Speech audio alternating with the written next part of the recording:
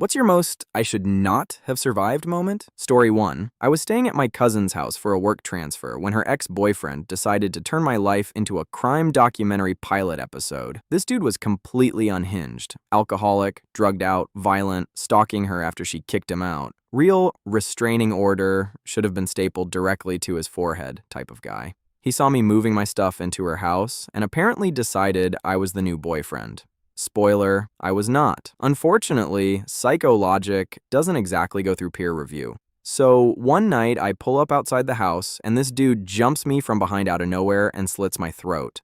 And here's the thing nobody tells you about traumatic injuries. Sometimes your body reacts incredibly stupidly because my first thought wasn't, I'm dying. It was more like, ow, what the f was that? I'm bleeding everywhere, like horror movie amounts of blood. And meanwhile, this guy starts trying to break into the house because he thinks my cousin's inside, presumably to kill her too. And something in my brain just went absolutely feral. I grabbed a baseball bat out of my trunk and started swinging. Now, to be very clear, I was not having some cool action movie moment. I was half conscious, covered in blood, running entirely on adrenaline and spite. It was messy and desperate and terrifying. I remember my hands slipping on the bat because of all the blood and thinking, this is either gonna save me or make the evening dramatically worse. Apparently I beat him until I physically passed out.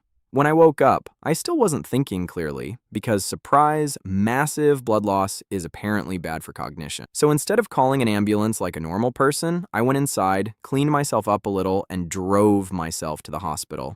Which in hindsight is absolutely psychotic behavior. The craziest part? My cousin wasn't even home. She'd gone into the city with her mom for the weekend. Whole attack happened because this guy invented an entire narrative in his head and tried to kill me over it. And somehow, after all this, me and the guy ended up in the same ICU. Turns out, I'd broken him so badly, he became a quadriplegic. Then came years of legal garbage. Investigations, court hearings, debt, medical bills that looked like ransom notes. I got cleared because, getting your throat slit tends to strengthen the self-defense argument a little. Meanwhile, this dude's wealthy family hired lawyers who convinced the court he didn't need prison because he physically couldn't hurt anybody anymore. Apparently, attempted murder becomes less concerning when your victim accidentally disables you during the process. And the part that still pisses me off, I got financially wrecked by the aftermath. Massive debt. Years paying it off. Tried suing him, but he'd already burned through all his trust fund money on drugs and gambling. So technically rich family, practically broke human disaster. He died around the time probation ended, which honestly feels weirdly anticlimactic after all that. Like this man detonated multiple lives, almost murdered 2 people, permanently altered mine, then just ended. Meanwhile, I still can't feel part of my neck properly, and every once in a while catch myself checking parking lots before getting out of my car, like some paranoid raccoon with PTSD. Story 2. The day a tornado basically deleted my entire neighborhood from existence. I'd lived there my whole life, so tornado warnings were normal background noise at that point. Oklahoma kids practically grow up treating sirens like weather-themed Spotify notifications. But this one felt different the second I turned on the news. Meteorologists had that look, you know the one, where trained professionals are trying very hard not to sound terrified on live TV. So I grabbed my cats, ran to the closet, and figured maybe I'd get lucky. And dude, almost immediately the house exploded, not metaphorically. 1 second walls existed, next second it sounded like God dumped a freight train directly onto the roof. Pressure changed so violently, my ears popped instantly. Then everything started tearing apart around me. I remember being crushed under a fallen door thinking, well, guess this is it. And then weirdly, silence.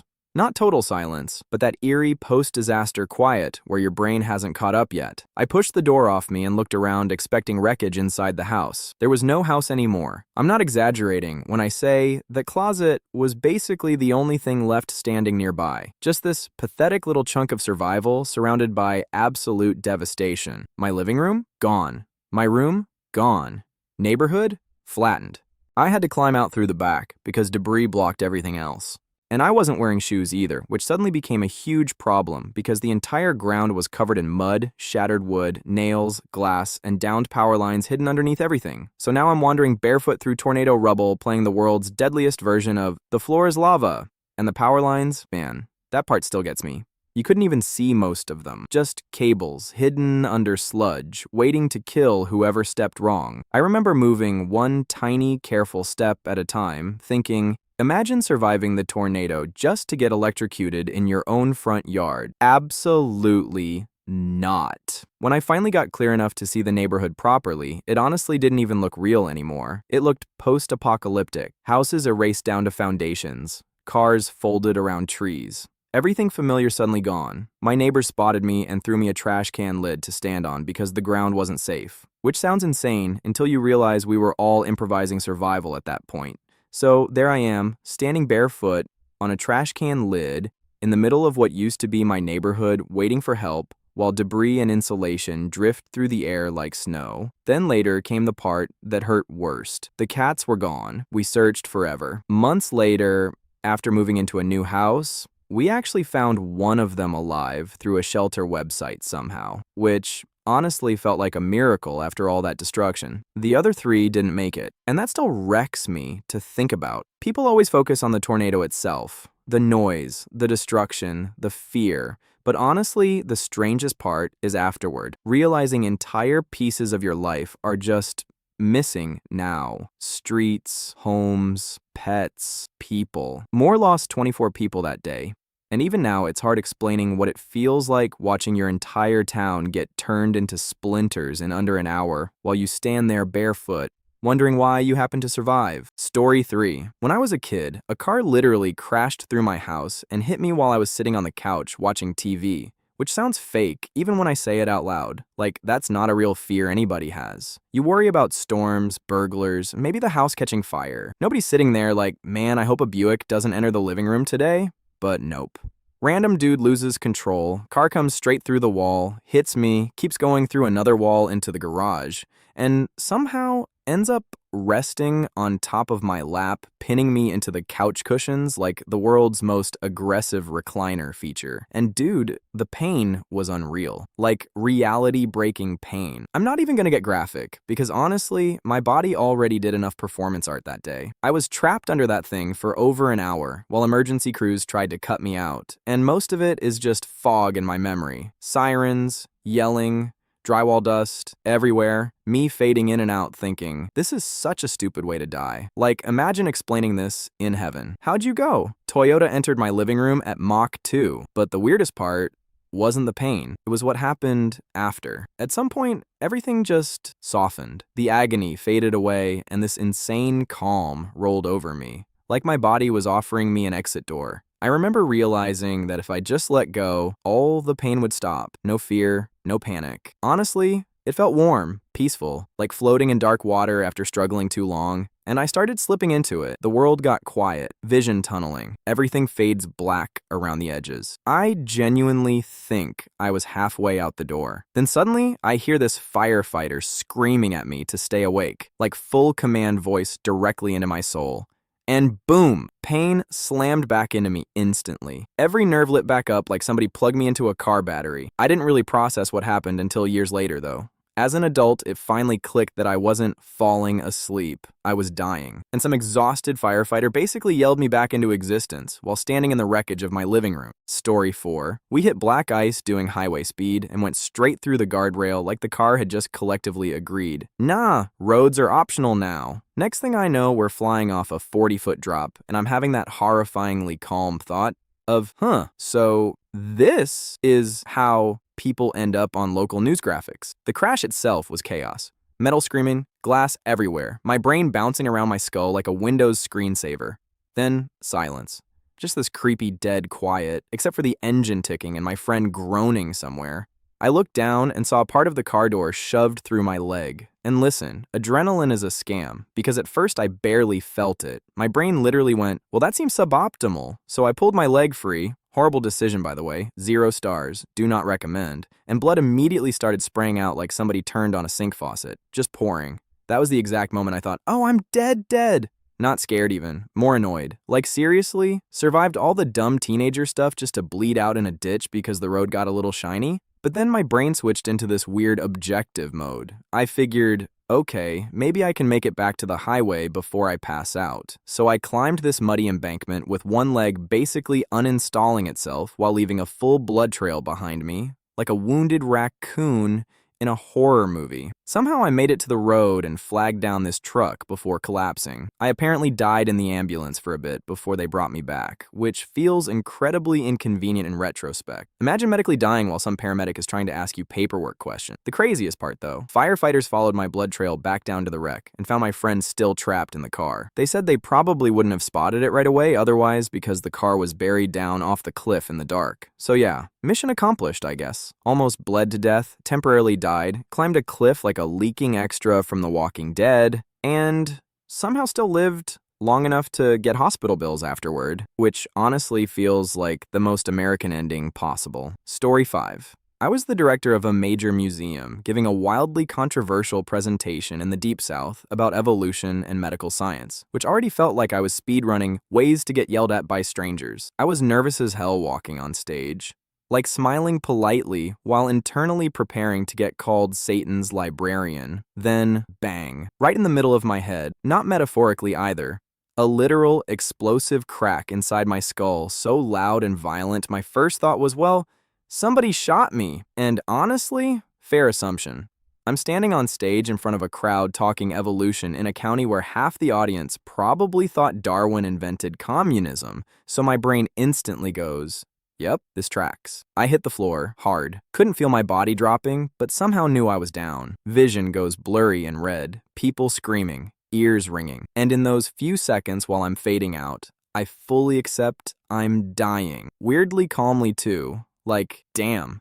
Knew this PowerPoint was risky? Then through the blur, I see our museum nurse, who weighed maybe 90 pounds soaking wet, trying to drag my giant ass across the stage. Which honestly is a hilarious final image. Tiny museum nurse attempting to rescue a full-grown evolutionary biologist built like a refrigerator. The pain hit a second later. And dude, I cannot explain this properly. It was so violent and consuming that death immediately stopped sounding scary. My brain genuinely went, actually dying seems super reasonable compared to whatever this is, then lights out. I wake up 4 hours later in a hospital after emergency surgery, fully expecting to hear some dramatic assassination story. Nope. Turns out my wisdom tooth had abscessed so badly the infection exploded upward into my face like a biological pipe bomb. Split the tooth all the way through the jaw, fractured my maxilla, made my eyes bleed, and knocked me unconscious from the pain alone. Which is deeply offensive, honestly. Imagine almost dying because one stupid little cave goblin tooth decided to reenact Chernobyl during your speech about evolution.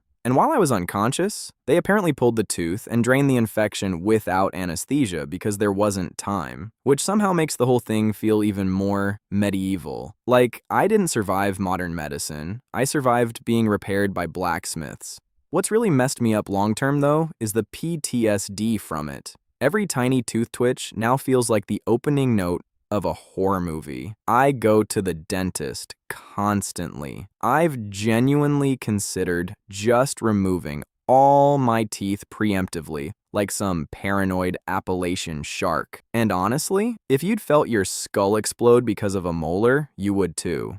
Story 6. I almost killed myself scuba diving because panic underwater is basically your brain uninstalling common sense in real time. I was down around 140 feet, which already sounds insane now that I say it out loud, and I checked my tank pressure and realized I had less than 100 psi left, which for non-divers basically translates to, congratulations, your oxygen situation is now spiritually concerning. And dude, the second I saw that gauge, my brain completely short-circuited. I started breathing harder immediately, which of course burns air faster because panic is a self-fulfilling scam invented by evolution. Every breath suddenly felt empty, like I was inhaling through a straw, connected to absolutely nothing. That's the moment I thought, oh my god, I'm gonna drown down here.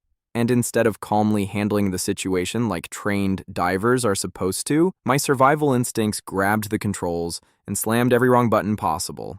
I bolted for the surface, just shot upward following the buoy line like a champagne cork with unresolved trauma, which is extremely bad, by the way. Your body is very much not designed for speed-running decompression sickness. I remember tunnel vision kicking in while I kicked upward as hard as I could, heart pounding, lungs burning, everything narrowing down into this horrible, desperate need for air. Then around maybe 70 or 60 feet, I suddenly remembered the buoy attached to the line, about half a second before smashing directly into it. Absolutely rocked myself. Lost my mask, regulator got knocked out of my mouth, and now I'm underwater, panicking, blind, out of air, and swallowing seawater like a malfunctioning Roomba. At that point, all technique disappeared. Full animal mode. I just kept swimming upward frantically, and right before I surfaced, I accidentally inhaled water. And let me tell you, there is no more immediate I'm dead sensation than breathing in ocean instead of oxygen, while your vision starts collapsing inward.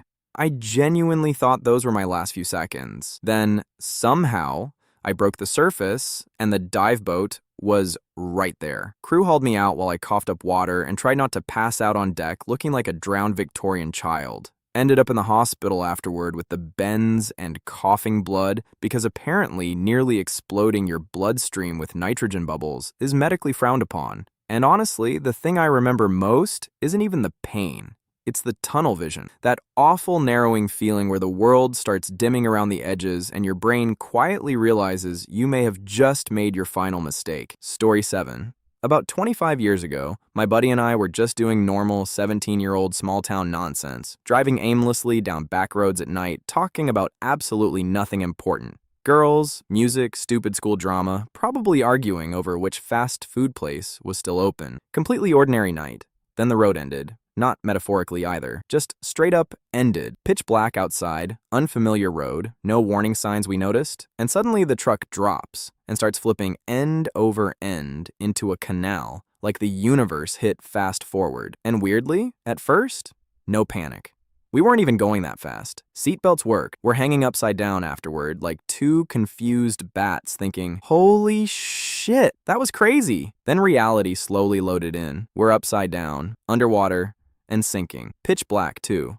Like, real dark. Couldn't see a damn thing. Just cold water pouring into the cab while everything's upside down and backwards. I unbuckle myself and immediately lose all sense of direction because nothing is where it's supposed to be anymore. Door handle feels wrong. Window crank missing. Brain completely scrambled. And dude, people always imagine they'd stay calm in emergencies. Absolutely not. Your brain turns into a raccoon trapped in a vending machine. I'm fumbling around trying to open the door and it just will not open. Water keeps rising. Knees, chest, neck, fast. Way faster than feels fair. That's when the panic hit me for real. I remember thinking, what the f***? I'm 17. Is this seriously how I die? Not some huge life event, not war, not old age.